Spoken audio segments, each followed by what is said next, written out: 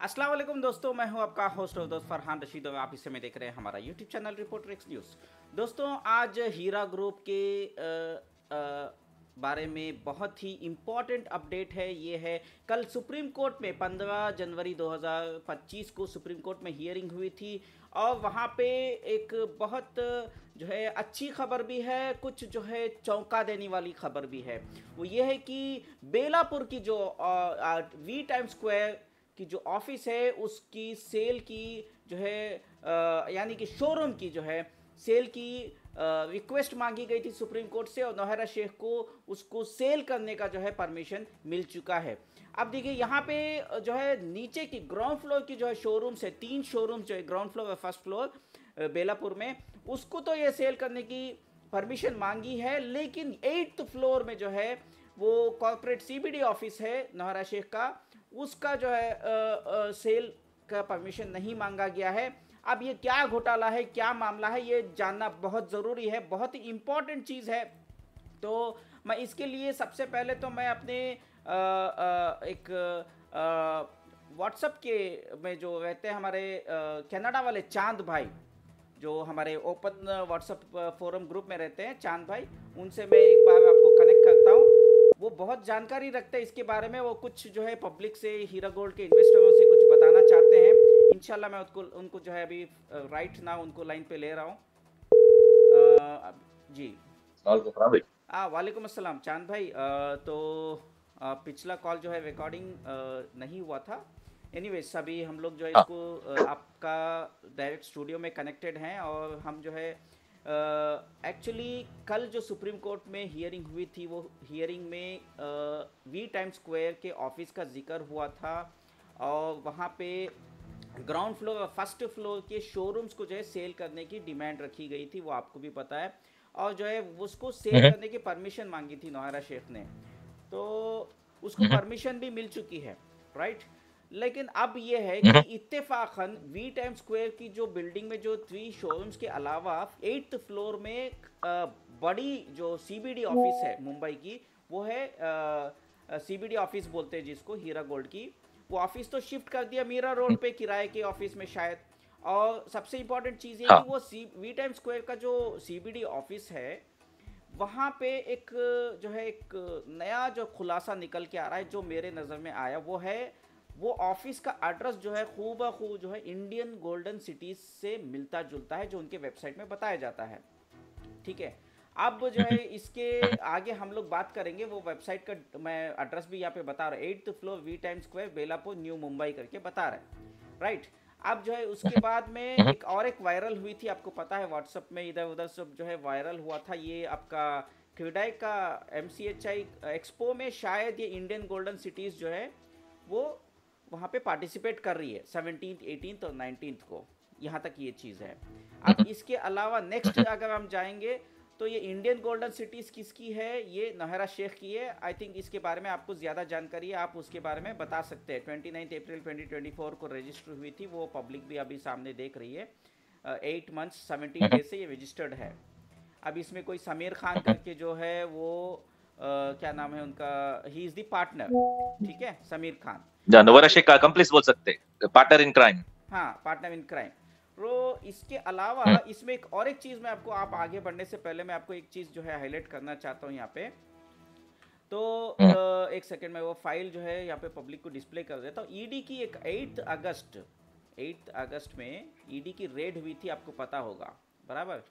तो वो ईडी की रेड में जब नौहरा शेख से जब सवाल जवाब किया गया था, उस टाइम पे ईडी ने एक सवाल पूछा था, explain the business activities and purpose of creating of Indian golden cities limited बोल के। तो नौहरा शेख ने जवाब में बताया था, I state that I have created new company with Sameer Khan to develop apartments and villas in the land in outskirts, we are planning to transfer the lands of Heera group to this company with the permission of the court and to develop the same.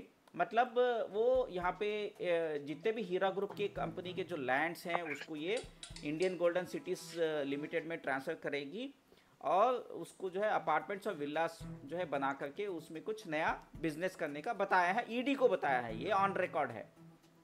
उसके अलावा ज़्यादा नहीं पूछेंगे अभी। उसके अलावा जो है इसमें एक और एक था कि समीर खान को, please explain your association with Shri Sameer Khan. I state that he is taking care of various legal matters of Heera group in Supreme Court and other departments and supporting us in solving the same. He's also become a good friend and business partner and supporting our companies. I have started a new company with him as mentioned above. यानी कि Indian golden cities limited जो बता रही है नौहरा शेख. अब इसका क्या है, सीधा सीधा जो है अभी वेबसाइट में अगर देखेंगे तो अभी इसके बाद ओवर टू यू रहेगा. इंडियन गोल्डन सिटीज की वेबसाइट मैंने चेक किया तो थोड़ा अलार्मिंग चीज़ें दिखी मुझे, बहुत सारी चीज़ें, वो हम लोग आगे बात करेंगे. I think more than me you have better knowledge. तो आप अपने तरफ से बताइए कि आप क्या जानकारी रखते हैं और ये क्या आप पब्लिक को बताना चाह रहे हैं. Okay, first of all, वालेकुम सलाम फरहान भाई जी, and thank you so much for having me. Ji, And और आपकी तारीफ करना सबसे पहली बात, क्योंकि you are doing a very good investigative journalism. जी, क्योंकि आजकल इन्वेस्टिगेटिव जर्नलिज्म मर गया इंडिया में, जी, like it's no more exist. तो आपका जो इन्वेस्टिगेटिव जर्नलिज्म है, जो वेबसाइट में जाके वो एड्रेस चेक करना, फिर वो एड्रेस फिर सुप्रीम कोर्ट के डॉक्यूमेंट्स में चेक करना, देन जी, वो आपको एक स्टेप आगे आपको ऑलरेडी आप करे सो ये स्टेप ये, और एक स्टेप आगे लेके जा दूं मैं आपको. जी, जो इंडियन गोल्डन सिटीज बोल के है जी, वो आप ऑलरेडी करे सो ये. मैं बस आपके व्यूअर्स को बोलना चाहता हूँ, ऑलरेडी अगर आप मेरे से ज्यादा आपकी जानकारी है इसलिए मैं आपको कनेक्ट कर रहा हूँ डायरेक्टली, क्योंकि देखो fair enough right right right, जी बोलिए बोलिए जी. Okay, alright. तो अगर आप ये इंडियन गोल्डन सिटीज बोल के अगर आप मिनिस्ट्री ऑफ कॉर्पोरेट अफेयर्स जो सेंट्रल गवर्नमेंट की वेबसाइट है वहां पे जाके आप ये सर्च करेंगे तो आपको दो पार्टनर्स दिखेंगे इसमें, एक नोएरा शेख और दूसरा समीर खान. हसीम पठान. वही हाँ एग्जैक्टली, वो उसका फिर रिश्तेदार है, नोएरा शेख का रिश्तेदार है, या फिर उसका एम्प्लॉय है, या फिर चट्टू बट्टू है, नहीं मालूम है मेरे को. लेकिन बहरहाल 3 लोगों के नाम है उसमें. जहां तक मेरे को मालूम है, मेरे को ये इन्फॉर्मेशन जो है नोएरा शेख की स्टाफर दिया नहीं दी. तो मैं नाम जिक्र नहीं करना चाहता उसका, क्योंकि it would be a problem for her. तो उनको प्रॉब्लम हो जाएगी अगर मैं बोलूंगा नाम, तो उनका नाम नहीं बोलना चाहूंगा मैं. तो 60 to 70% नोएरा शेख है, 20 to 25% समीर खान है, और बाकी का 5 से 4% जो है वो थर्ड पर्सन का है. तो ये है पार्टनरशिप के डिटेल्स वो कंपनी के, और ये वो कंपनी है, ठीक है. और इसका नोएरा शेख का मॉड्यूस ऑपरेंडी क्या है. तो इससे पहले जब हीरा ग्रुप स्टार्ट हुआ तो नोएरा शेख क्या करती थी, हर एग्जीबिशन में जाती थी, चाहे आप उनके कोंकण की एग्जीबिशन रहने दो, चाहे आप मुंबई की एग्जीबिशन रहने दो, चाहे हैदराबाद की एग्जीबिशन भी रहने दो. वहां पे जाके स्टॉल लगा के लोगों को एंटाइज करती थी कि आओ देखो हमारे पास गोल्ड है, हमारे पास वाटर है, नल का पानी लेके बॉटल में डाल के वही हीरा वाटर बोल के देती थी, ग्रेनाइट बोल के बोलती थी, क्या क्या क्या बोलती थी, राइट. तो वो वाला हो गया, उसका चैप्टर खत्म हो गया, पब्लिक को मालूम हो गया. एंड नोएरा शेख को मालूम है कि उसका टारगेट सिर्फ मुस्लिम कम्युनिटी ही थी. अल्लाह रसूल का नाम लेके मुस्लिम कम्युनिटी को ही धोखा करने का एम था उसका. And she was super hyper successful. वो काम में तो बोल सकते हैं अपन लोग, you and I agree to that, right. तो वो हो गया. अभी सब भांडाफोड़ हो गया उसका, सुप्रीम कोर्ट में चल रहा केस. अभी क्या करी उन्हें, एग्जैक्ट सेम थिंग उन्हें अभी रिप्लिकेट कर रही फॉर ए वाइडर ऑडियंस. कैसे? ये कंपनी रजिस्टर करी अप्रैल 2024 में, इंडियन गोल्डन सिटीज बोल के. या 4th या 5th मंथ में, बहरहाल कुछ भी 2024 के 4th या 5th मंथ में करके अभी क्या कर रही उन्हें, she in her website claims that 9 lakh एकड़ की जमीन है उसके पास. आप वो वेबसाइट पे जाओ, आप आपके पास है तो IGC 24 बोल के, या हाइलाइटेड, या एग्जैक्टली, या. तो 9 लाख एकड़ बोलता, क्या 9 लाख एकड़ क्या आधा स्टेट है ना, इसका क्वार्टर स्टेट है नहीं, पूरा का पूरा स्टेट है इसका. 9 लाख एकड़ क्या मजाक है? सुनने वाला है तो बोलने वाला कुछ भी बोलता बोले, ऐसा है इसका नहीं. तो 9 लाख एकड़ के लैंड में इन्हें बेच रही बोल के अभी क्या कर रही है, जियो कन्वेंशन सेंटर में क्रेडाई बोल के एक इंस्टीट्यूट, एक ऑर्गेनाइजेशन है, क्रेडाई बोल के, वेरी क्रेडिबल ऑर्गेनाइजेशन. उसके अंडर में मेरे ख्याल से 15-20 रियल्टर एसोसिएशंस है. तो ये लोग क्या करते हैं, ऐसा एग्जीबिशन लगाते हैं, जैसा अपना नामपल्ली का एग्जीबिशन हो गया हैदराबाद में, या फिर मुंबई में किसी एग्जीबिशन हो गया, वेयर सब लोग आके अपने अपने छोटे छोटे बिजनेस वाले जो कुछ भी अपने स्टॉल लगा के पब्लिक को एक्सप्लेन करते हैं कि भाई these are the services they provide. ये सर्विस है हमारे पास, अगर आपको पसंद है तो हमारे पास लो, वी कैन टॉक रेट, अपन प्लान्स बात करेंगे, जो कुछ भी करेंगे बोल के। इट्स एक जरिया है भाई पब्लिक को अट्रैक्ट करने का और सेल करने का। तो नोवेरा शेख क्या करी, इंडियन गोल्डन सिटीज बोल के कंपनी लगा के जियो कन्वेंशन सेंटर में PP19 टू PP21 तक 3 स्टॉल ली उन्हें। 19, 20, 21 3 स्टॉल, या PP19 टू PP21 3 स्टॉल ली जियो कन्वेंशन सेंटर में। और ये कन्वेंशन होने वाला है जनवरी 19, 20 या 21 या 17, 18, 19, ऐसा कुछ 3 डेट है। तो ये 3 डेटों में उसका कन्वेंशन होने वाला है। एंड वहां पे जो हीरा ग्रुप में जो पहले जो मुस्लिम्स के साथ, जो मुसलमानों के साथ जो गेम करी, ये भी बड़े लेवल में सबके साथ करने वाली है। जी। उसका प्लान ये है कि जाके स्टॉल लगा के सब लोगों को बोलना कि देखो मेरे पास 9 लाख एकड़ लैंड है और इसमें मैं विलास बनाऊंगी, इमारतें बनाऊंगी, वो दुबई के वीडियोस लेके आके वो घर बनाऊंगी, आप खरीदो बोल के पब्लिक को एंटाइज करके उन लोगों के पास पैसा लेके फिर से लोगों को कोटुम के चक्कर घुमाना, चप्पलों की साउंगी बोलना, ये बोलना, वो प्लान है इसका। तो जब मेरे को नोएरा शेख के इनसाइड सोर्स से, who is still an employee with her and is a she, तो पता चला, तो मैं क्या करा, पहले क्या करा, मैं जियो कन्वेंशन वाले को फोन करा। जियो कन्वेंशन वाले को फोन करके एक्सप्लेन करा कि भाई ऐसा नोवेरा शेख बोल के एक है, ये वाला एक है, और कॉर्पोरेट अफेयर्स का वो प्रूफ दिया, देखे बोला कि ये है, आप ऐसा कैसा जियो कन्वेंशन सेंटर में और क्रेडाई जैसा क्रेडिबल ऑर्गेनाइजेशन के हिसाब से आप इसको प्लेटफॉर्म कैसे दे सकते हैं आप। तो उन्हें बोली हाँ नहीं ठीक है, आपकी बात ठीक है। मैं उसको ये भी बोला कि भाई टूरिस्ट, आप रिसेंटली टूरिस्ट कैंप भी हुआ ना, मैं बोला कि भाई आपके जियो कन्वेंशन सेंटर में इन एसोसिएशन विद क्रेडाई आपको और एक टूरिस्ट कैंप देखना है क्या? तो बोली नहीं हम लोग नहीं ऐसा नहीं है हम लोग। मैं बोला फिर एक्शन लो फिर। तो बोली नहीं आप वेबसाइट में जाके कंप्लेन करो, हम लोग देखेंगे। मैं बोला नहीं ये कन्वेंशन होने वाला है 17, 18, 19 या फिर कोई 3 दिन या 19, 20 की 3 दिनों में। 17, 18, तो जी एग्जैक्ट 17, 18, 19 तो ये 3 दिनों में होने वाला है। अगर मैं वेबसाइट पे लिखूंगा, अगर आपके एटेंशन में नहीं गया तो ये वाला जो है आपके कन्वेंशन हो जाता और बोले वाले लोग जो है irrespective of any religion धोखा खाएंगे फिर। Right? We need to stop this at any cost and please take this to your highest authorities. तो फिर बोली अच्छा नहीं आप बोले सो बात सही है। फिर उन्हें मेरे को कनेक्ट करी एक दूसरी लेडी के साथ। I don't want to reveal the lady's name because lady है, तो I don't want to cause her etc. बोल गया। तो let's call her X, okay? Madam X। तो फिर वो मैडम से बात हुई मेरी, फिर उसको एक्सप्लेन कराने की ऐसा है। एंड वो बोली कि आपके पास कुछ प्रूफ है क्या? मैं बोला हाँ भाई प्रूफ है इसके। ये प्रूफ कोई रॉकेट साइंस नहीं है, ये पूरा गूगल, पूरा दुनिया जानता है नोवेरा शेख कितनी बड़ी फ्रॉड है। तो सिंपल आप गूगल में जाके नोवेरा शेख बोल के मारो, मिनिस्ट्री ऑफ कॉर्पोरेट अफेयर्स में जाके इंडियन गोल्डन सिटीज बोल के मारो जी, आपका जो कुछ भी आपका ओनर है, जो कुछ भी आप सीधा कोरिलेट कर सकते हैं बोल के बोला ना। तो बोले अच्छा ठीक है, ये मेरा मेल एड्रेस है, उसका मेल एड्रेस दी मेरे को and she gave me a personal email address as well. तो बोली कि आप इसको मेल मारो और आपके पास जो कुछ भी इंफॉर्मेशन है आप मेरे को दो जी। तो फिर मैं I sent her all the details, मैं आपको भी भेजूंगा फरहान भाई जी, वो ईमेल की कॉपी आपको फॉरवर्ड करूंगा। एंड मैं ईडी को भी फॉरवर्ड करा, ईडी को भी फॉरवर्ड करा, मैं ईडी को भी लूप में लगाया मैं वो ईमेल में। अच्छा, and I clearly told in the email that this is what it is, ये है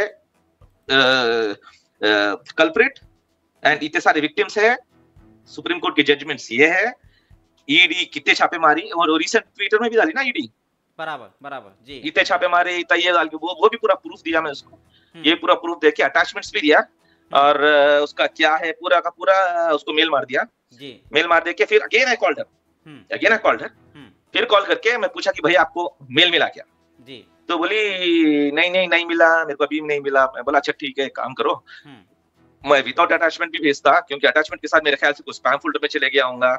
और मैं सीसी में क्रेडाई को डाला, क्रेडाई के डायरेक्टर जनरल को डाला, क्रेडाई के मैनेजर को डाला और 2-3 पार्टनर्स हैं उनके, वो पार्टनर्स के भी ईमेल्स मिले मेरे को, तो उनको भी मैं लूप में लगाया, मैं लूप में लगा के भाई एक नहीं तो कम से कम 10 लोगों को भेजा, कम से कम 10 लोगों में से एक तो एक देखता जी, जबरदस्त, माशाल्लाह जी, एक तो देख के क्वेश्चन एग्जैक्टली कोई ना कोई देख के कम से कम, और लूप में मैं ईडी को भी लगाया बीच में मैं, तो because they should know that yes I am talking something sense, ऐसा नहीं कि भाई जस्ट फोन उठा के बात कर रहा, या फिर नोवेरा शेख का बेहतरीन ऑर्डर आया बोल के खुशी खुशी हो, ऐसा ऐसा नहीं रहता ना।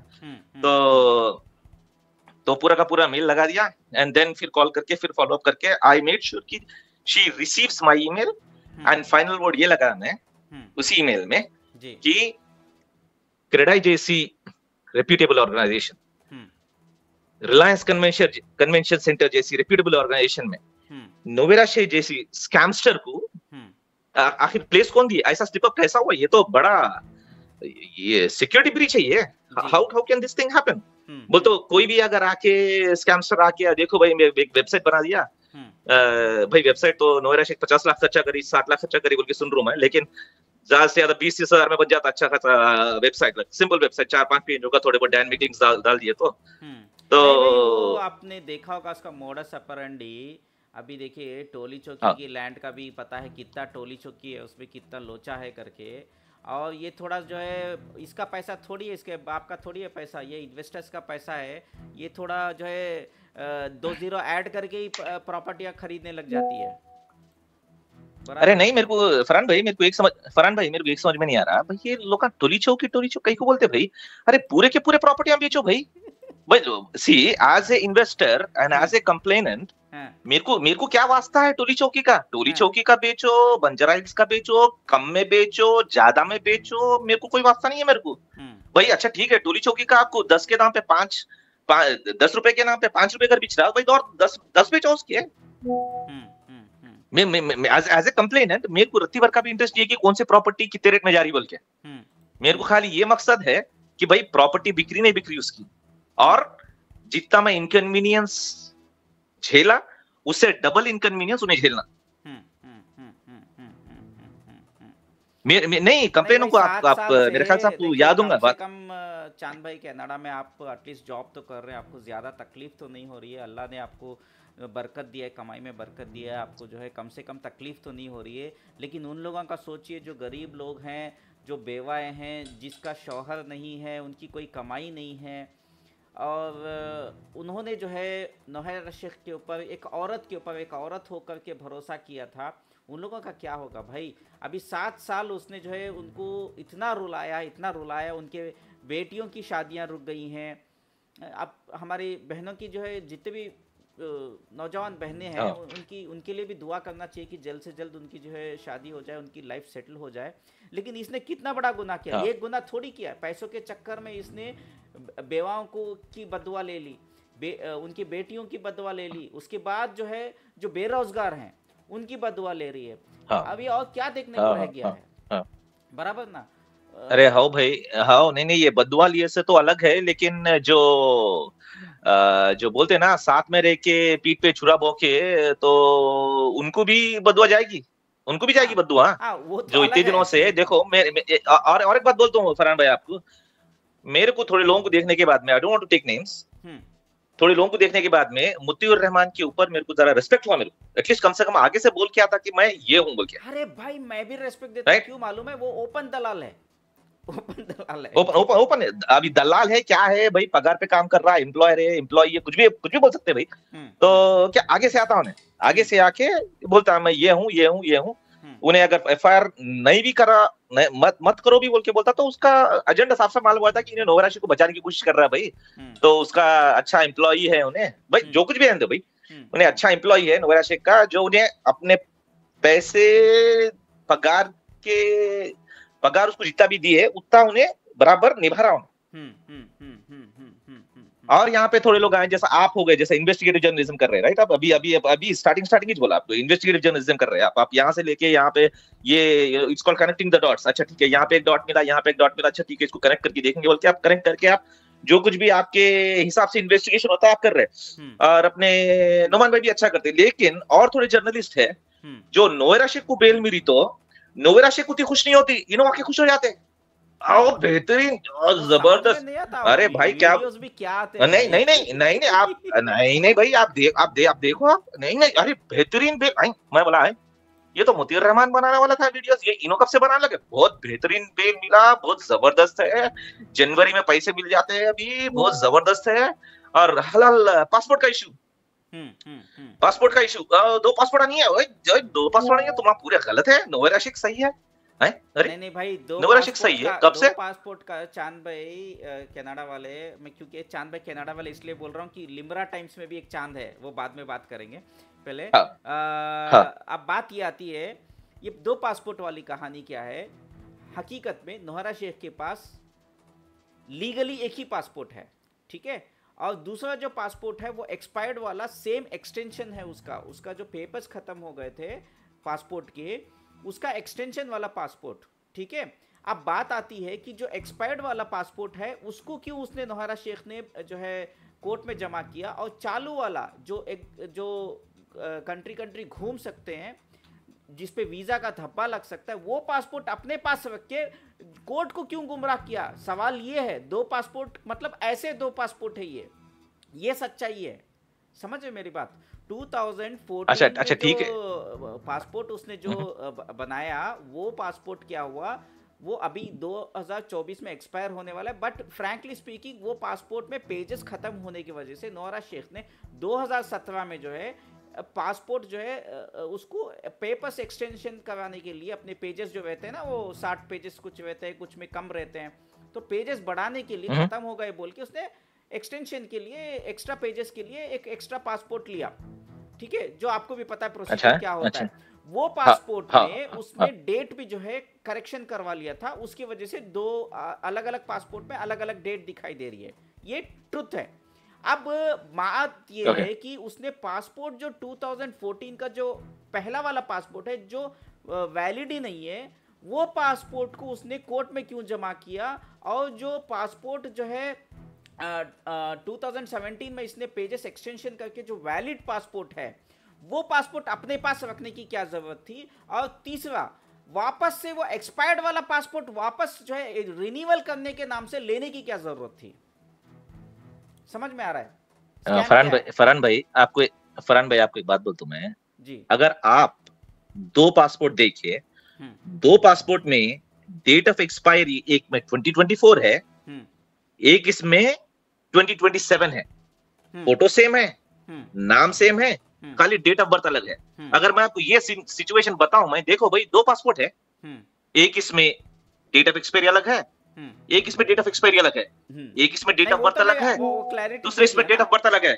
तो सुनो मेरी बात, तो आप क्या बोलेंगे, ये दो पासपोर्ट है बोलेंगे, नहीं आप एक पासपोर्ट है बोलेंगे? आप ये मैं पहले तो दो ही बोला था ना, बाद में करेक्शन कर दिया इन्वेस्टिगेशन। अच्छा ठीक है, फिर ना, अच्छा वही देखो भाई, वो कोई अंधे कानी को भी समझ में आता है ये बात की भाई एक ही नाम है, एक ही फोटो है, दोनों की डेट ऑफ एक्सपायरी अलग है, दोनों का डेट ऑफ बर्थ अलग है, तो दो पासपोर्ट है बोल के बोलते हैं, ठीक है, फेयर इनफ, ये वाला यहाँ पे एग्री करे, दो पासपोर्ट है इसके पास, ठीक है। वो आगे का टेक्निकलिटी ठीक है, इट इज सब जुडिस, ठीक है। कई को बोलते हो नो, अपना ईडी का लॉयर बोला माय लॉर्ड इसके पास दो पासपोर्ट है, राइट, ओपनली बोला उन्हें, ठीक है। जज कुछ नहीं बोला, जज बोला ठीक है भाई आप लर्न काउंसिल है, आप जो कुछ भी कर सकते, ठीक है, ठीक है। जज कोई जजमेंट नहीं दिया, ठीक है, जज कोई जजमेंट नहीं दिया, ये जस्ट सेड कि भाई दो पासपोर्ट है, ठीक है, आप लर्न काउंसिल है, आप जो कुछ भी कर सकते हैं, वो बात वहां हो गई। और अभी नोएरा शेख का लॉयर आके बोल रहा कि नहीं एक ही पासपोर्ट है। अरे भाई क्या जज जजमेंट दिया? नोएरा शेख का लॉयर बोला, नोएरा शेख के लॉयर 100 झूठा बोला क्या? 100 झूठ क्या सही हो जाते क्या? और इसको पकड़ के अपने जर्नलिस्ट भाई, चाय पी अभी नाम नहीं दे तुम्हें, हाँ, तो तमिल वाले साहब भाई साहब वो नहीं, तमिल वालों कभी भी नहीं बतियाना बोल के बोलते, इसलिए आपके नाम से मिलता जुलता है भाई, क्या करें अब चाय वाले तो क्या है। नहीं तमिल, अरे भाई मैं तमिल वाला नहीं हूँ, मैं तमिल वाले ओ इसलिए अभी लोगों के रंग रूप में नहीं बोलना बोल के बोलते हैं, इसलिए मैं नहीं बोल रहा हूँ मैं। नहीं तमिलियन है भाई, अच्छा तमिलियन है, अरे भाई केरला वाले उतने काले नहीं रहते भाई। अच्छा, अभी रंग ग्रुप के बारे में नहीं बोलेंगे बोल के बोला मैं, लेकिन फिर भी ये बातों में बोलना पड़ रहा मेरे को। अच्छा, केरला वाले उतने काले नहीं रहते। अच्छा, ये तमिल वाले, ये ह्यूमिडिटी ज्यादा रहता उधर, उनकी बीच सिटी है उधर, तमिल वाले का अलग ही रंग रहता हो, तमिल वालों का। अच्छा चलिए ठीक है, तो ये तमिल वाले है आते हैं हमारे बरखा तो ये तो कौन काला कौन ठीक है, खैर वो तो फुजुल का, हाँ ठीक है, वो फुजुल का डिस्कशन है, वो तो फुजुल का डिस्कशन है, वो तो छोड़ दो। तो ये है भाई। तो नहीं, मेरा बोलने का मतलब क्या है कि भाई Nowhera Shaikh is a common enemy, common target है सबके लिए। भाई उन्हें जैसा झूठ बोल के सच बोल के झूठ बोल के धोखा करके ये करके वो करके पब्लिक को गुमराह करी, 100 वादे दे के 100 वादा खिलाफिया करी, ये करी वो करी। भाई इसको, इसके जैसी औरत को कुछ भी बोले तो भी बनता, कुछ भी बोलो, लोग उसके मुंह पे थूकने को रेडी रहते हैं, लोग उसके मुंह पे थूकने को रेडी रहते हैं। ये क्या है, 2 पासवर्ड, ये तो कुछ भी, ये तो कुछ भी नहीं है, ये तो बहुत छोटा का है। लोग थूकने, मैं ज्यादा कोट ज्यादा भी बोल सकता हूँ, लेकिन नहीं बोलता हूँ क्योंकि बोलता आपका लाइव चैनल है। तो लोग like they are ready to anything to her, बराबर, ठीक है, एंड शी डिजर्व्स इट, अगर लोगों की बद्दुआ भी दे रहे, लोग इसको अगर मट्ठी भी उठा के गालियां भी दे रहे, इनको मट्ठी उठा के बद्दुआ भी दे रहे हैं, तो they have right on everything. कर सकते हो लोग ऐसा, बराबर, पब्लिक कर सकती है ऐसा, क्योंकि उतना सता है पब्लिक को इन्हें। नहीं अभी यहाँ पे और ये लोग 17, 18, 19 को जो इंडियन गोल्डन सिटीज जो पार्टिसिपेट करने जा रही है क्रीडाई के प्रॉपर्टी एक्सपो में मुंबई में, जो जियो कन्वेंशन सेंटर में है, आप बांद्रा में हो, आप बांद्रा में, अच्छा, तो वो आप क्या सोचते कि मतलब क्या पब्लिक को वहां पे जाना चाहिए हीरा गोल्ड के इन्वेस्टर? ऑफ कोर्स 100% पब्लिक को वहां पे जाना और पब्लिक वहां पे पूछना कि भाई ये हमारे पैसे क्या हुए। देखो उनका एड्रेस बोल दूं मैं, Jio world convention centre, Bandra Kurla complex, BKC बोलते हैं उसको, Jio world convention centre Bandra Kurla complex BKC में, स्टॉल नंबर PP19 PP21, और एक्सपो है क्रेडाई MCH प्रॉपर्टी एक्सपो 2025।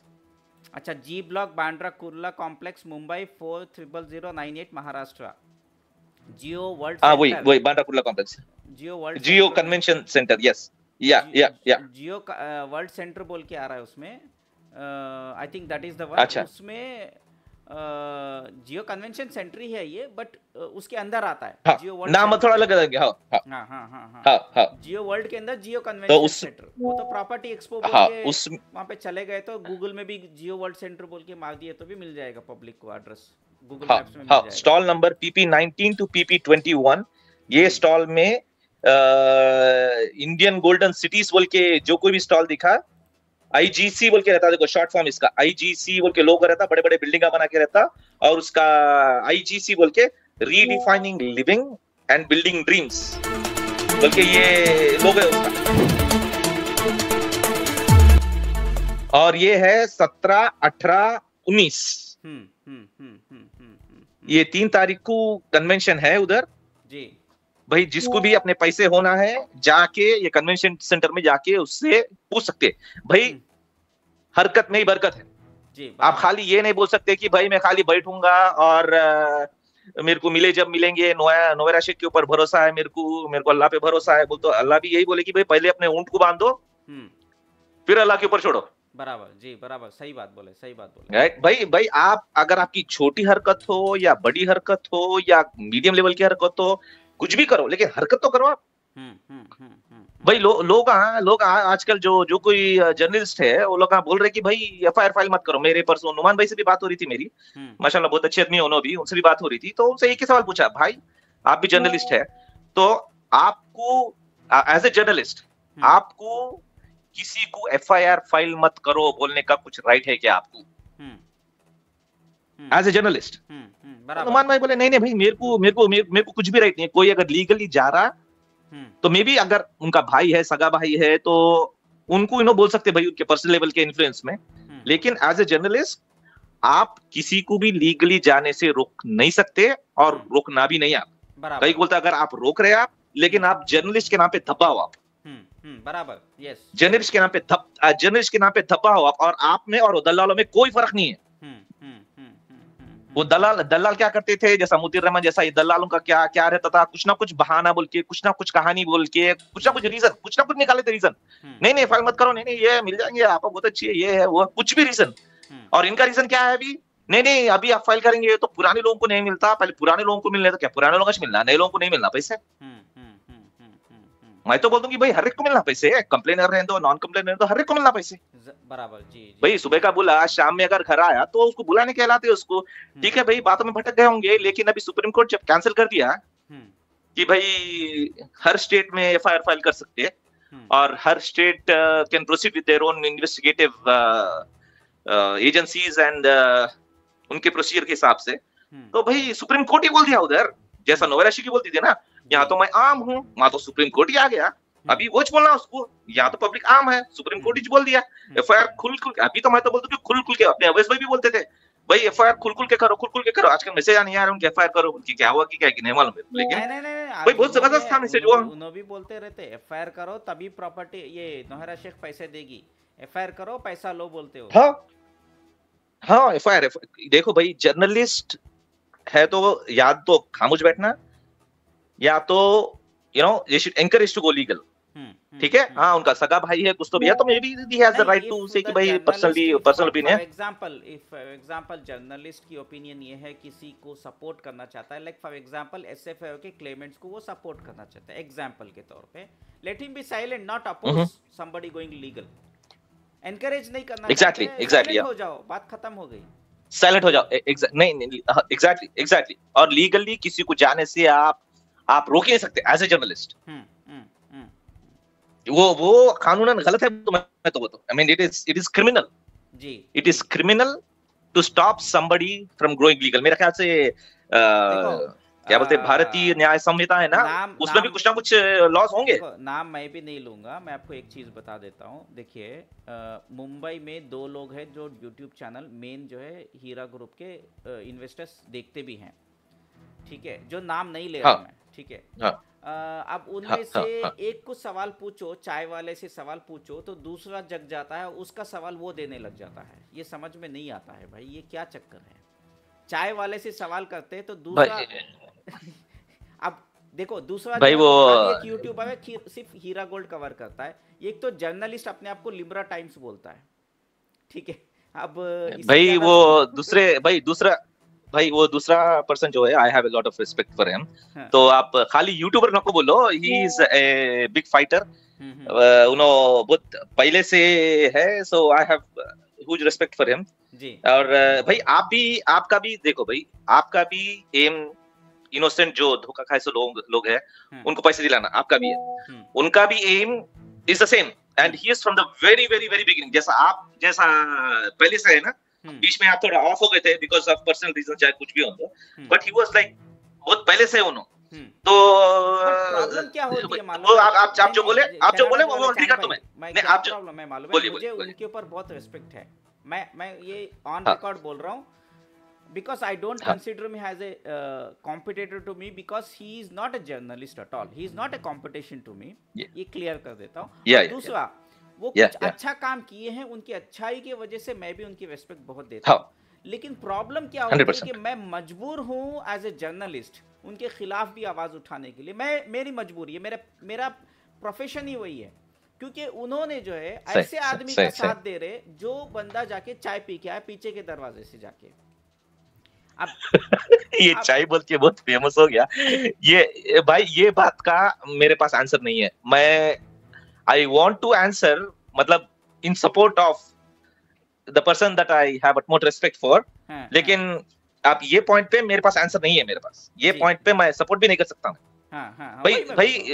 भाई कैसा है मालूम है, अगर आप भी, मैं तो बोल फरहान भाई, अगर आप भी कुछ गलत कर रहे हैं ना, तो मैं आपको भी उंगली उठा के पूछता हूं, मैं आपको परसों अपन दोनों के बीच में भी वैसा हुआ शायद, अरे फरहान भाई ऐसा कैसा हुआ, ऐसा कैसा हुआ, बल्कि फिर बाद में अपन दोनों सॉर्ट आउट कर लिया, अच्छा जी ऐसा है क्या बोल के, राइट।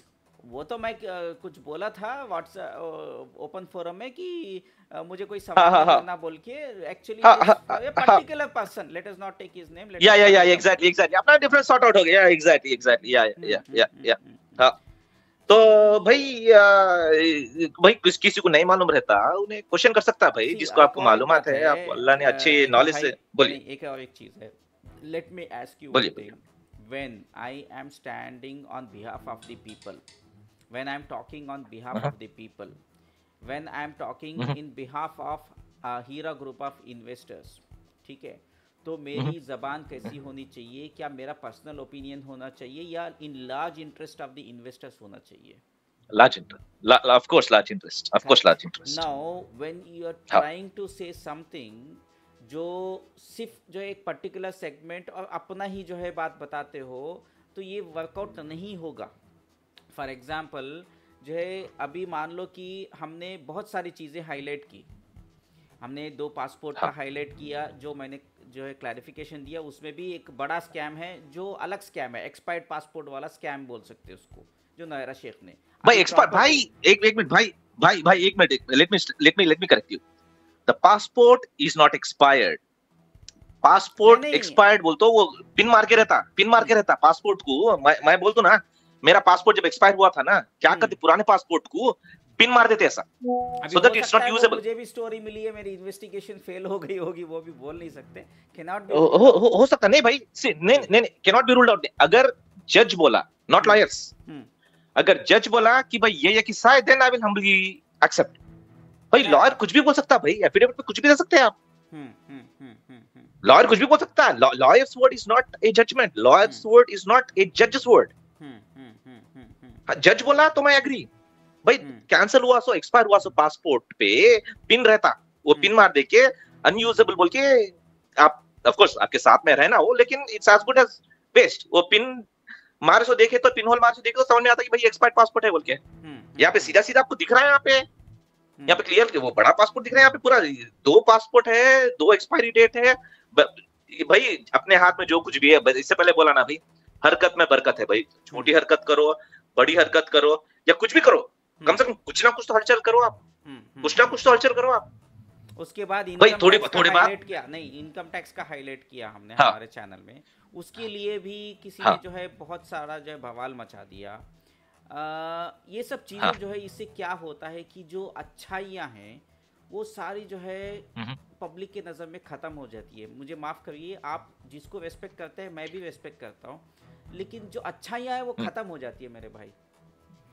क्योंकि ये जो चीज़ें जो हो रही है ना, ये कहीं ना कहीं इन्वेस्टर्स के खिलाफ जा रही है। मानते हैं मेरी बात? नहीं आपको एक नहीं, मैं एग्री करता हूँ फरहान भाई। मैं बोलूँ ना, ये बात पे मेरे को, मैं जितना I mean I want to defend, ठीक है, I want to come in defence, लेकिन ये बात पे मेरे पास कोई डिफेंस नहीं है मेरे पास।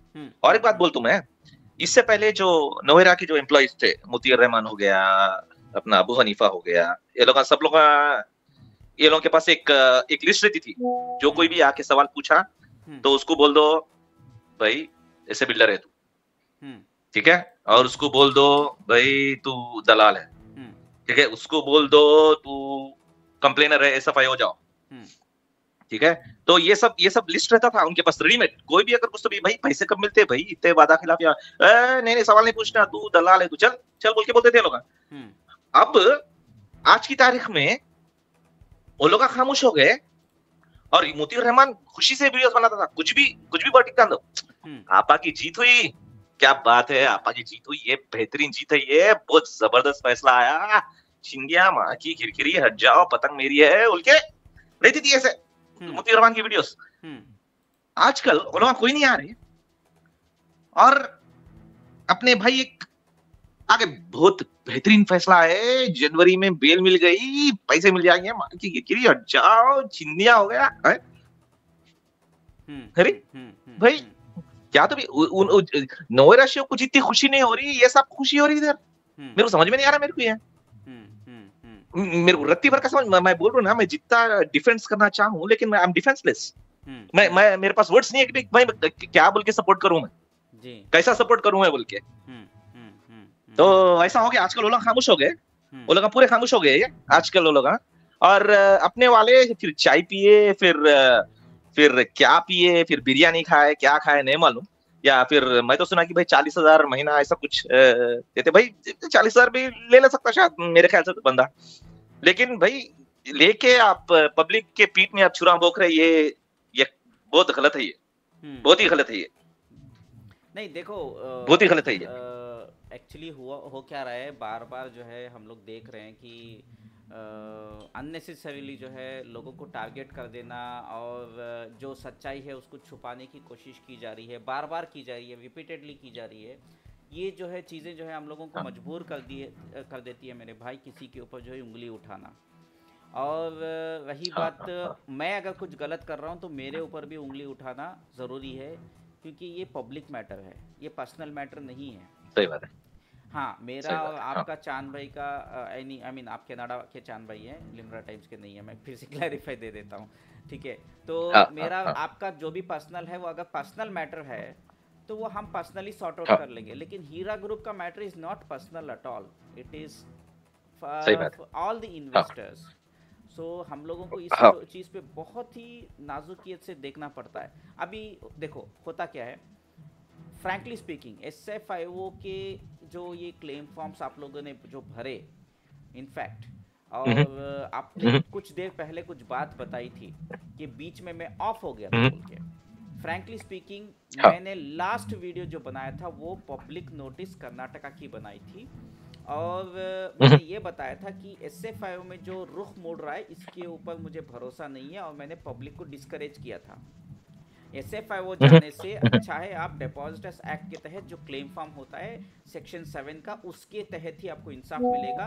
प्लीज़ आप लोग जैसे कर्नाटका में हो रहा है वैसे ही मुंबई और हैदराबाद में भी ऐसा ही प्रोसेस को फॉलो कराने के लिए प्रेशर डालिए और इसी को फॉलो करिए, लेकिन SFIO में मत जाइए। उसके बाद मेरे ऊपर रिटेलिएशन हुआ, जो यूट्यूबर्स आप भी जानते हैं कौन रिटेलिएट किए, क्या है वो नाम लेना नहीं है, 2 यूट्यूबर्स हैं जो मेरे खिलाफ जो है, एक यूट्यूबर एक न्यूज़ वाला है, तो इन्होंने मेरे खिलाफ कैंपेन, एंटी कैंपेन शुरू कर दिया।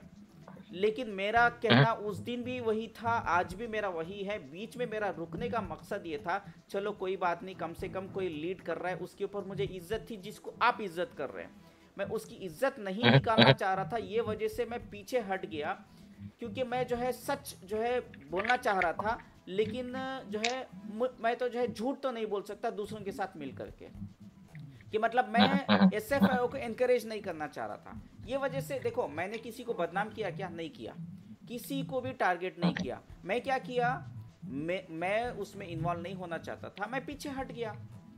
जब 18 अक्टूबर 2024 को जब कोर्ट की हियरिंग फाइनल जजमेंट आ गया, वापस स्टेट एजेंसीज को जब जो है इन्वेस्टिगेशन करने के लिए कोर्ट ने कह दिया, तब मेरी एंट्री हुई, करेक्ट।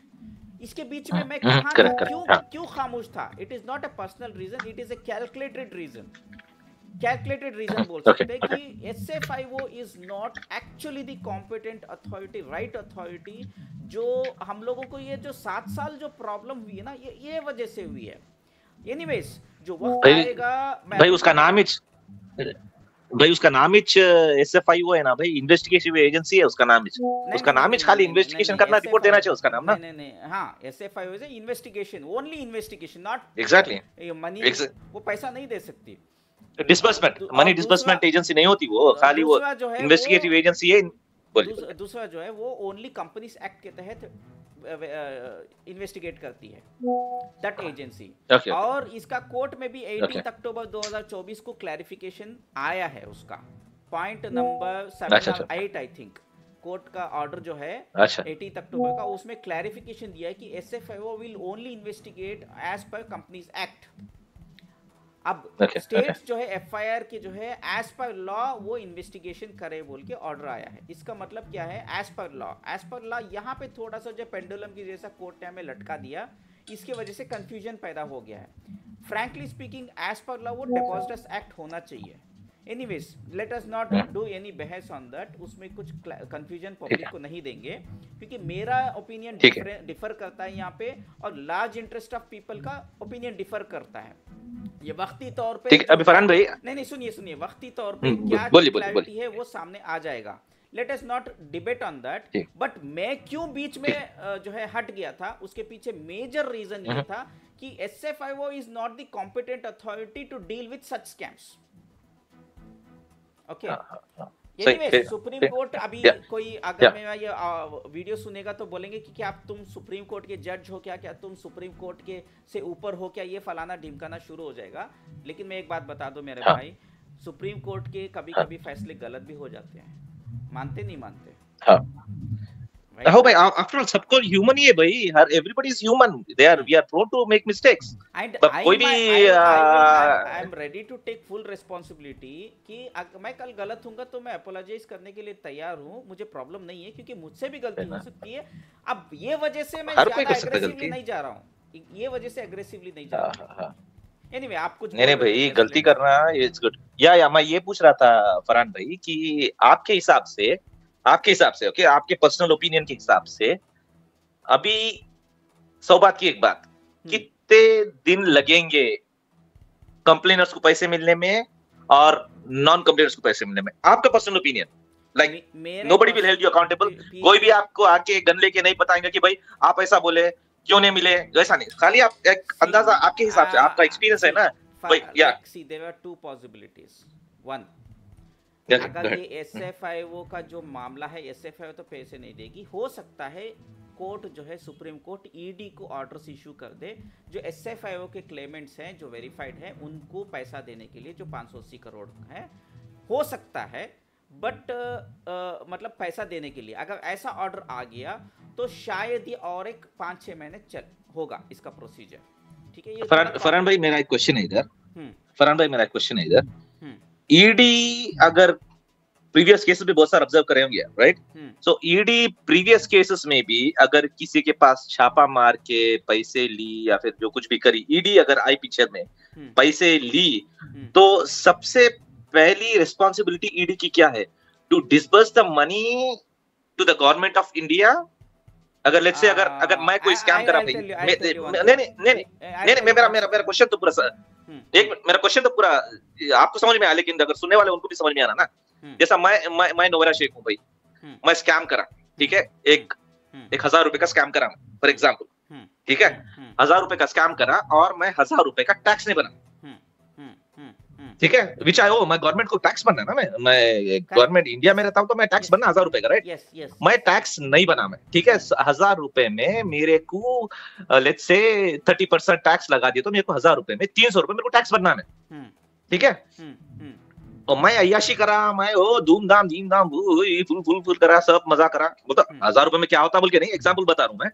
तो ईडी आके चल टैक्स बन तू, मैं बोला नहीं भाई मेरे पास टैक्स नहीं है, देखो पैसे पूरे खर्चा हो गए मेरे, देखो ये प्रॉपर्टी है मेरे। ईडी टैक्स के लिए नहीं पूछती, इनकम टैक्स पूछती, please, okay, let us correct this. ED will only tax बोल तो इनकम टैक्स ही बोल रहा हूं मैं। हां, ईडी नहीं पूछती इनकम टैक्स। नहीं भाई, मेरी कंप्लीट तो मेरी बात तो होने दो कंप्लीट। तो व्हेन आई से tax, please assume that it is income tax, okay. तो ईडी आई, ठीक है, इन्फोर्समेंट डायरेक्टर आके, चलो भाई आई फील दैट आपका पैसा जो कुछ भी है इलीगल तरीके से आप कमाए सो है, मतलब if you do not pay tax that means that money is illegal, yes, right? That is where ED comes in picture, exactly. तो आप टैक्स नहीं बने, आप इनकम टैक्स, व्हेन आई से टैक्स इज इनकम टैक्स, भाई आप 1000 रुपए आप कमाए, उसमें 300 रुपए आपको टैक्स बनना है, इनकम टैक्स बनना है, आप इनकम टैक्स नहीं बने आप, और आपके पास मनी लॉन्ड्रिंग एक्ट है, ये भी एक्ट है, वो भी एक्ट है, आपके पैसे इधर से इधर कमाए, आपके पास भाई 1000 किससे होंगे, ठीक है। इसलिए ईडी आके आपके 300 रुपए तो आप गवर्नमेंट को देना है, टैक्स, इनकम टैक्स देना है, ठीक है। तो आपके पास से उन्हें ईडी वाला आके आपके पास से, आप अय्याशी में खर्चा कर दिए पूरे, ठीक है, आपके पास है 500, ठीक है, तो 500 आपके पास से कब्जा करके आपकी नीलामी विलामी पूरे करके 500 रुपए ले लिए, बराबर, लेके अभी ईडी 500 रुपए जमा कर दी ईडी, ठीक है, मेरे पास से, मैं स्कैमर हूं, मेरे पास से 1000 रुपए में से 500 रुपए जमा करी, तो ईडी पहले ये 500 रुपए मिले तो पहले ये मेरे पास जो इन्वेस्ट करे उसको देती, या फिर ईडी बोलेगी कि भाई इन्हें 300 रुपए गवर्नमेंट ऑफ इंडिया को बाकी है, तो पहले ये गवर्नमेंट इंडिया को 300 रुपए दे दो और बाकी 200 से ये लोगों को दो। क्या मसला है, ये जरा समझा ना, ये जरा मेरे को समझा नहीं मैं। देखो अभी होता क्या है, इनकम टैक्स PMLA एक्ट के अंदर आता है ये कौन सा, ईडी का, और PMLA एक्ट क्या कहता है कि first priority will be for the authorities like income tax or any other taxes, GST वगैरह एक्सेट्रा एक्सेट्रा। अगर GST की नोटिस है या इनकम टैक्स की नोटिस है, first priority will be given to them. और नहीं भाई अभी नहीं फरहान भाई, नहीं आप नहीं समझे, ईडी के पास पूरा पैसा आ गया भाई, अभी ईडी के पास छापा मार के सेल करके क्या बोलते हैं उसको, नीलामी करके जो कुछ भी है 500 रुपए ईडी के पास है। 500 करोड़ ईडी के पास अकाउंट में आ गया। अब बात आती है, अच्छा ठीक है, क्या करती हो पैसे, वो क्या करती पैसे लेके? उसके बाद क्या होता है कि ईडी तो कुछ नहीं करेगी, ED will only file a chargesheet and look for the directions from the court. Okay, at the same time बीच में इनकम टैक्स डिपार्टमेंट इंटरवीन करेगा और पूछेगा कि इसमें मेरा पैसा है, मेरा ड्यू है, ये पैसे जो ईडी ने सीज किया इसमें से मुझे रिलीज करो बोल के कोर्ट से मांगेगा। तो ईडी जो है उसको कोर्ट से डायरेक्शंस मांगेगा। अगर बोलते हैं, कोर्ट बोलता है कि इनकम टैक्स को दे दो, तो इनकम टैक्स को। अब होता यह है कि एक डिपॉजिटर्स एक्ट के तहत एक डिपार्टमेंट है जो वो भी कोर्ट में जाएगा। यहाँ पे स्पेशल ऑफिसर वंदना जी, तेलंगाना के ऑफिसर जो है वो रहेंगे, और ईओडब्ल्यू पार्टी इन पर्सन रहेगा, पार्टी रहेगा उसमें, और एक कर्नाटका और दूसरे मल्टीपल स्टेट्स के एजेंसी के ऑफिसर्स रहेंगे। मेन ऑफिसर वंदना जी रहेंगे इस पर्टिकुलर केस में। वो जो है यहाँ पे वो भी फाइट करेंगे, ये इनकम टैक्स को नहीं जाना चाहिए, ये डिपॉजिटर्स को जाना चाहिए, यानी कि इन्वेस्टर्स को first priority will be given. But यहाँ पे टेक्निकल क्या हुआ है, डिपॉजिटर्स एक्ट फुल्ली अप्लाई नहीं हुआ है। यहाँ पे इन्वेस्टिगेशन एसएफआईओ ने किया है, जो फर्स्ट प्रायोरिटी, वहां पे भी एसएफआईओ की first priority will be government of India, ED की first priority government of India. PMLA act के तहत जो है income tax department first claimant बन जाता है, क्योंकि ईडी के पास पैसा है। तो यहाँ पे सेकंड क्लेमेंट हम होते हैं। तो ये पैसा रिलीज करने के लिए मैं एक एग्जांपल दे देता हूँ। आईएमए का पैसा जो है, जो डिपॉजिटर्स एक्ट के तहत जो अटैच हुआ था प्रॉपर्टीज और पैसा, वो ऑलरेडी आईएमए के इन्वेस्टरों के अकाउंट में ऑलरेडी पहुंच चुका है। ठीक है, 4 साल हो गए, अभी तक हमारे पैसे 1000 करोड़ के वक्त प्रॉपर्टीज जो ईडी में फंसा हुआ है, अभी तक रिलीज नहीं हुआ है। और कॉम्पिटेंट अथॉरिटी जो डिपॉजिटर्स एक्ट के तहत है, वो और ईडी अभी भी जो है कोर्ट में फाइट कर रही है कि ये पैसा किसका है। ईडी बोलती है ये गवर्नमेंट ऑफ इंडिया का है, और कर्नाटका की कॉम्पिटेंट अथॉरिटी बोलती है आईएमए के इन्वेस्टर्स का पैसा है, उनको देना चाहिए। और कोर्ट अभी उसका फाइनल फैसला नहीं सुनाया है, समझ में।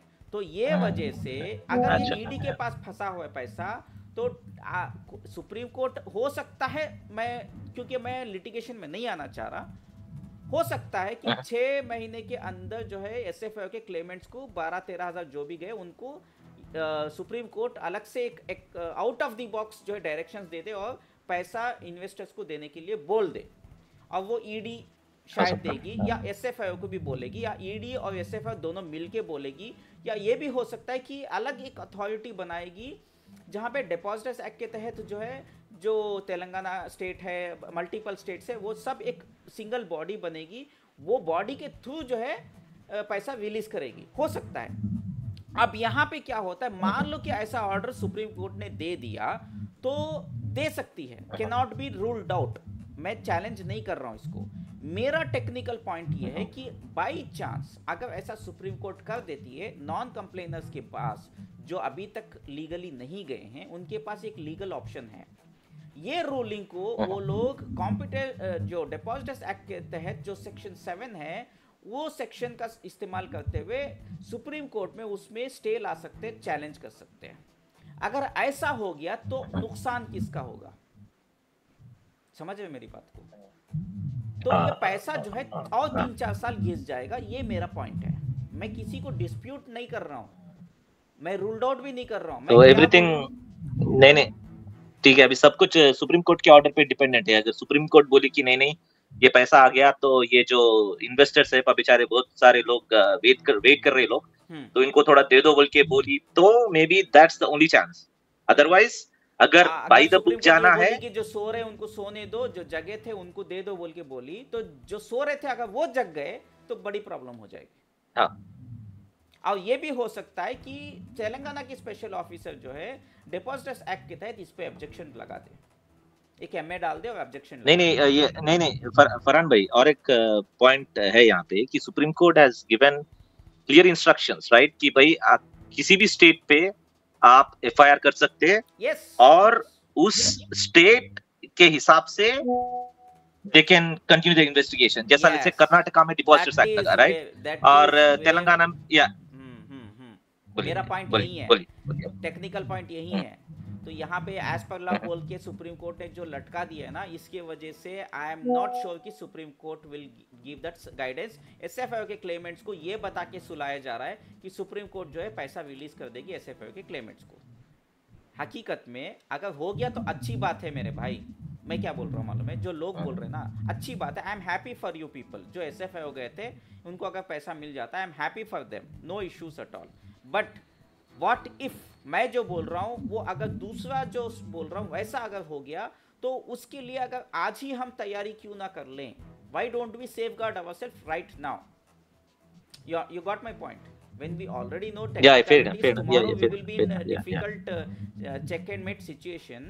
आज हम लोग क्यों नहीं उसके ऊपर जो है, see first priority, see you have to compete with multiple things. If the amount is there deposited with ED के पास मान लो 500 नहीं 600 करोड़ आ गए समझो एग्जाम्पल के तौर पे, एक्स्ट्रा भी आ गया, वो होने वाला नहीं है, लेकिन let's assume for argument sake 600 crore में कंपटीशन के लिए कितने लोग हैं? नॉन कॉम्प्लाइनेंस के लिए कंपटीशन है, इनकम टैक्स डिपार्टमेंट कंपटीशन में है, जीएसटी कंपटीशन में है। वेयर एज अगर इसमें एसएफआईओ नहीं होती, डिपॉजिटर्स एक्ट के तहत ये केस लगा होता, और आप लोगों ने जो एसएफआईओ में जो क्लेम फॉर्म भरा था, वो क्लेम फॉर्म जो है अगर डिपॉजिटर्स एक्ट के तहत फॉर्म भरा था, तो you had no competitor because you were on first priority.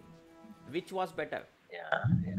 Which was better as a layman? नहीं अभी भरपूर तादाद में अगर एफआईआर हुए और जब कुछ सिचुएशन चेंज हो सकता क्या? Like if it comes in the supreme courts notice that अरे ये तो सिर्फ कितना 1000-2000 एफआईआर, कितना 12000 लोग एसएफआई में गए ना, ये तो 12000 लोग एसएफआई में लीगली आए समझा, ये तो भाई 50000 लोग हो गए अभी तो, या फिर लेट्स से 60,000 लोगों के बोल के अगर सुप्रीम कोर्ट के नोटिस में आया, आपको सिर्फ हाइपोथेटिकल सिचुएशन है ये। नहीं, अभी एक और एक टेक्निकल पॉइंट बताता हूँ। कर्नाटका इंडिया में आता है, तेलंगाना इंडिया में आता है, महाराष्ट्र में भी इंडिया में ही आता है, करेक्ट?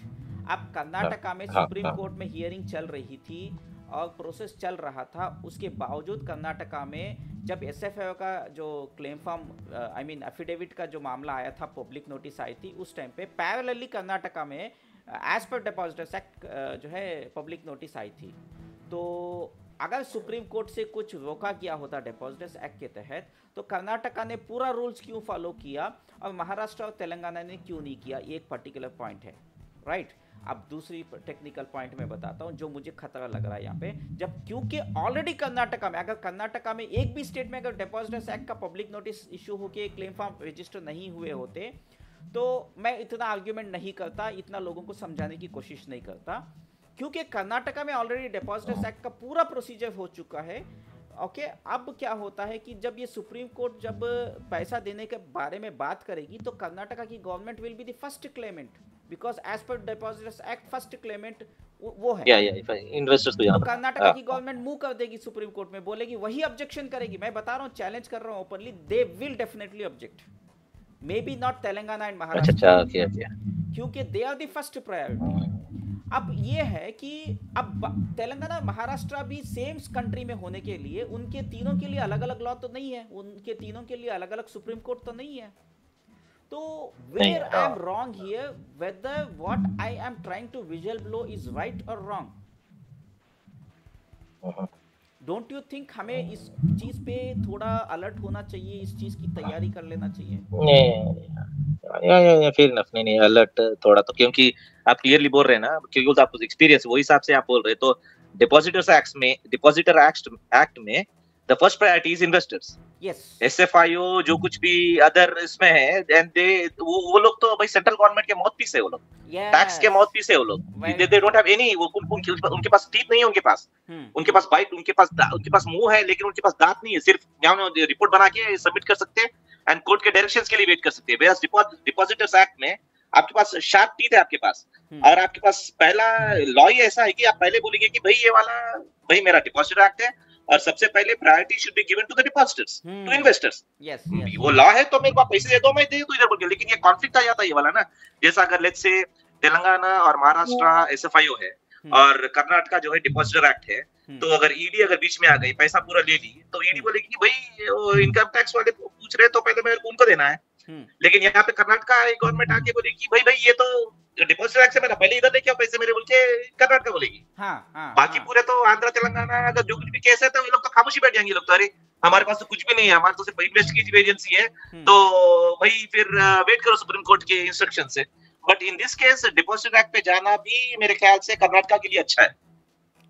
अभी और एक बात बोलता हूँ, मेरे जो रिपोर्टर एक्स न्यूज़ के मैक्सिमम फॉलोअर्स हैं या हीरा गोल्ड के इन्वेस्टर्स हैं जो ज़्यादा मुझे जो है ट्रस्ट करते हैं और जो फॉलो करते हैं, आईएमए भी कर्नाटका में स्कैम हुआ था, मैं भी कर्नाटका से बिलोंग करता हूँ ओरिजिनली, और हमारे जो फॉलोअर्स हैं मैक्सिमम कर्नाटका के हैं। ओके, और अगर मैं चाहूँ तो इसको बात को दबा दे सकता हूँ, इसको मैं हाईलाइट नहीं करूँगा।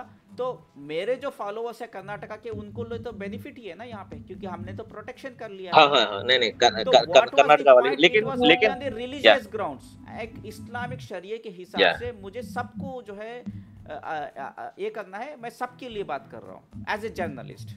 अगर मैं चाहता तो इसको छुपा सकता था बात को, टेक्निकल पॉइंट को। Why I am trying to alert this, why I am trying to create awareness, that is very important. Yeah, but it looks like a long fight for हम ये वाला। अभी होता क्या है कि yes, what I am trying to say, जज ने 2 बार मुंह से बोल दिया कि डिपॉजिटर्स को फर्स्ट प्रायोरिटी दी जाएगी पैसे देने के लिए, बराबर जज ने बोला है। But what I am trying to say is, हमारा एक वकील चला जाए सुप्रीम कोर्ट में और जज जो जुबान से बोला उसको ऑर्डर पे उतार दे, बस। What I am trying to say, वो ऑर्डर पे लिख के पेपर में आ जाना, पेपर में आ जाना, पेपर में आ जाना। So पेपर पे आ गया तो रहता, प्रूफ रहता वो। यस, तो मैं गलत हूँ यहाँ पे या नहीं सही है भैया। नहीं जो कुछ भी हो पेपर में आप लिखा पढ़ाई कर लो, and that will act as a proof to you. Yes, so tomorrow if anything problem happens also, that order copy is enough for anybody to protect। जबान से बोले तो वो बाद में कभी भी ट्विस्ट कर सकते। अरे नहीं मैं वो सिचुएशन में ऐसा सिचुएशन में ऐसा बोला बोल के। इंडिया के प्राइम मिनिस्टर ने जबान से क्या नहीं बोला भाई। हाँ, नाम नहीं लेंगे, इंडिया के प्राइम मिनिस्टर ने क्या कमिटमेंट दिए, कौन सी कमिटमेंट पूरी हुई, कौन सी नहीं, सबको पता है। अब जो है वही चीज अगर ऑर्डर में आती है तो दैट इज वैलिड। अगर लेटर लिख के देते हैं प्राइम मिनिस्टर, इशू करते हैं prime minister, PMO office issue करता है, एक जियो गवर्नमेंट ऑर्डर बोलते हैं, जियो इशू करता है, तो it is valid, it is legally valid, otherwise there is no meaning to it. Correct. अब नौहरा शेख जो है बोल रही है कि कितने सालों से बोल रही है कि भाई जनवरी में दे दूंगी, दिसंबर में दे दूंगी, फलाना ढिमकाना। अब जनवरी भी आ गया, अभी तक पैसे नहीं दिए नॉन कंप्लेनर्स को। ये तो पेपर में कभी लिख के दिया क्या उसने लेटर? भाई अगर एक सांप बोला समझो मैं तेरे को नहीं डसता हूँ, नाक सांप बोला समझो मैं तेरे को नहीं डसता हूँ, मेरे साथ रह जा तू बोल के बोलता, मैं सांप के साथ रहने की कोशिश करूंगा। Nowhera Shaikh, if you compare to Nowhera Shaikh, सांप के ऊपर बहुत भरोसा करता हूं मैं। नहीं डसतू बोले तो नौहरा शेख उतना नहीं करता भरोसा में। that is your experience, so you do not want to trust it। so see, नहीं भाई एक सेइंग है फरहान भाई, एक सेइंग है तो फूल मी वंस, आप एक बार मेरे को, अभी I don't know if I should use the word, आप एक बार मेरे को चूतिया बनाओ तो गलती अपोजिट वाले की है। अगर दूसरी बार भी मैं चूतिया बना तो गलती मेरी है। हाँ, ये सेंसर वर्ड यूज मत करो, ठीक है, मीडिया में उसको। अच्छा ठीक है, sorry okay sorry. So fool me once shame on you, fool me twice shame on मी।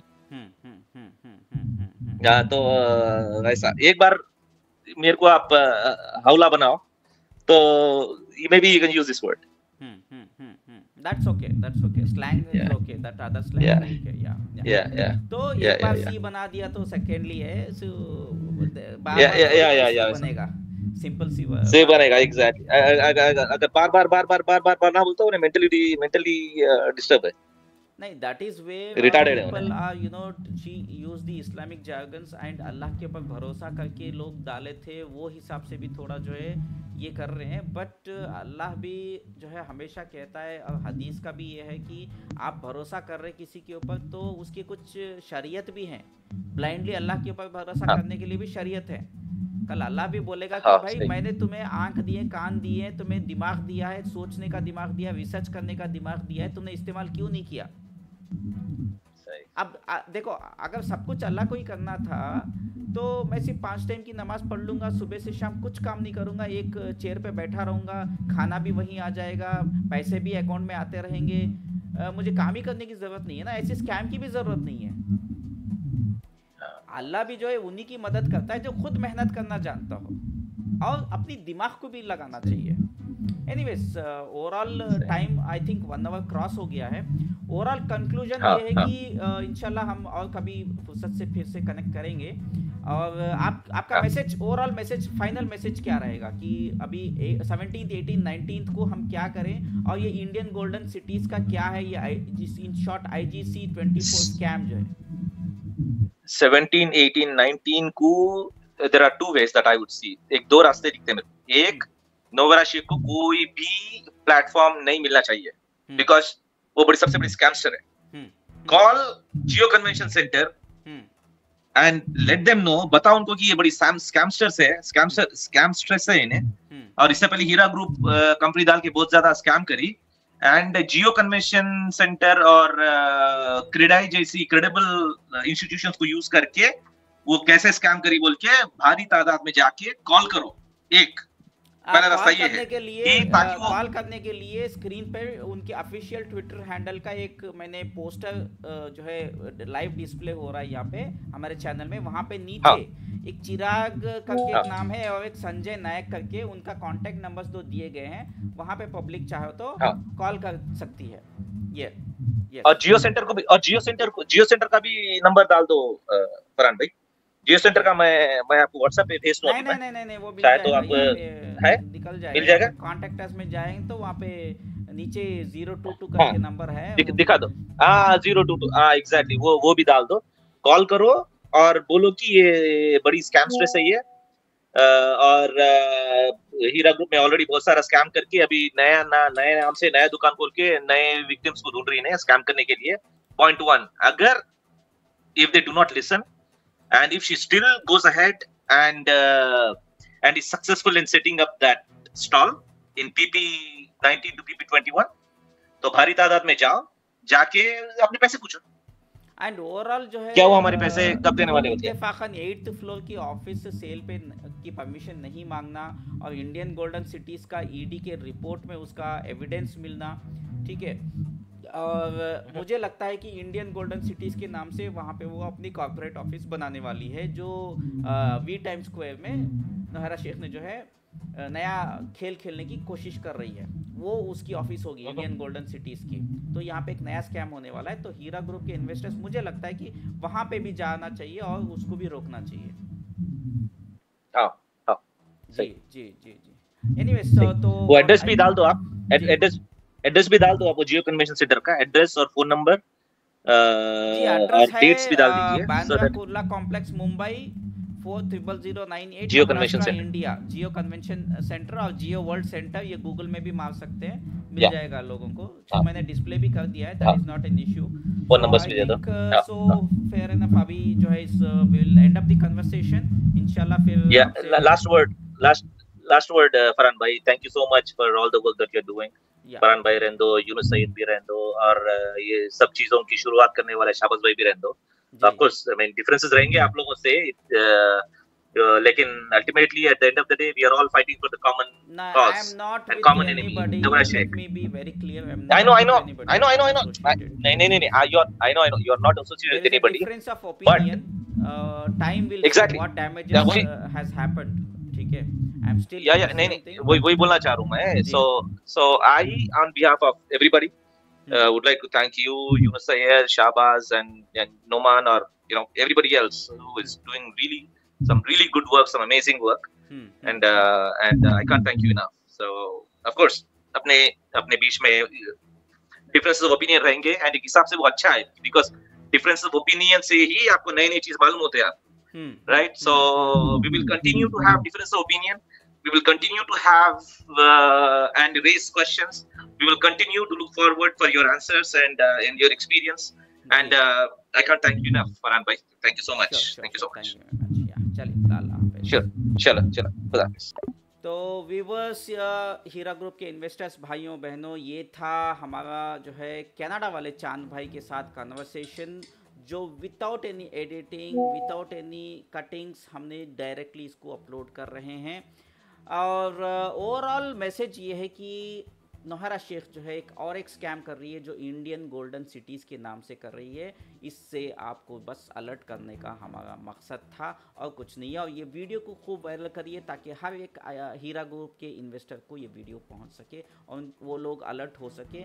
और जितने भी मुंबई के लोग हैं जो नॉन मुस्लिम्स भाई बहनें भी हैं, उन लोगों तक भी ये मैसेज पहुंचना ज़रूरी है, क्योंकि ये एक another scam, real estate scam जो है होने वाला है। एंड क्रेडाई के जो एक्सपो के एजेंसीज के जो भी अथॉरिटीज़ है, जो भी कंसर्न पर्सनस है, उनसे भी अपील है कि ऐसे कंपनियों को आप अपने ब्रांड से जोड़ करके, अपने एसोसिएशन से जोड़ करके, आपका नाम खराब होगा और एक नया ब्लंडर हो जाएगा। इसकी वजह से आप इनको ब्लैकलिस्ट करना है, इनको इनकरेज नहीं करना है। जो स्टॉल ये डालने की कोशिश कर रही है 17, 18 और 19 को, जो एड्रेस जो भी हमने बताया जियो कन्वेंशन सेंटर में, वो नहीं होना है, उसको आप ब्लैकलिस्ट कर दीजिए। बस इतना ही कहना है। और हम व्यूवर से ये भी गुजारिश करते हैं कि हमारे इस चैनल को सब्सक्राइब नहीं किया तो चैनल को सब्सक्राइब ज़रूर करें। और कमेंट्स में भी बताइए कि आपको नेक्स्ट जो है क्या क्या अपडेट्स चाहिए, और आपके कोई सवाल है तो उसको हम देने की कोशिश करेंगे। फ़िलहाल आपसे इजाज़त मांगता हूँ, दुआ में याद रखें। आपका फरहान रशीद, मुस्लिम ब्लॉगर।